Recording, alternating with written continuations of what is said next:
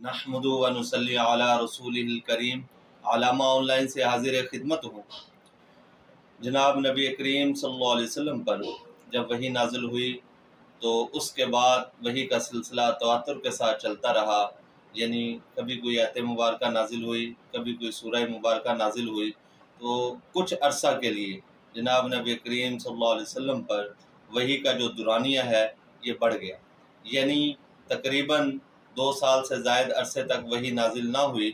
تو نبی علیہ الصلوۃ والسلام اس فکر میں رہتے تھے کہ شاید میرا رب مجھ سے ناراض ہو گیا ہے اور اس لیے وحی نہیں آ رہی، تو آپ بار بار آسمان کی طرف دیکھتے تھے۔ تو پھر اس دورانیے کے بعد جو سورہ مبارکہ نازل ہوئی وہ سورۃ والضحیٰ تھی کہ یہ سورہ مبارکہ نازل مکمل ہوئی، اور اس کے اندر خصوصی طور پر نبی علیہ الصلوۃ والسلام کو اللہ تبارک و تعالیٰ کی ذات کی طرف سے مخاطب کیا گیا کہ وَلَسَوْفَ يُعْطِيكَ رَبُّكَ فَتَرْضَىٰ، کہ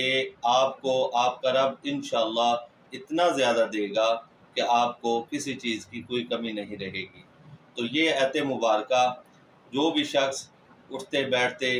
چلتے پھرتے پڑھتا رہے، وضو کے ساتھ ہے یا بغیر وضو کے ہے، دونوں صورتوں میں اس کو تلاوت کرتا رہے یا پڑھتا رہے تو انشاءاللہ اس کی جتنی بھی جائز حاجات ہیں یا کوئی فکر ہے، کوئی پریشانی ہے، تو اللہ تبارک و تعالیٰ کی ذات ان ساری چیزوں کو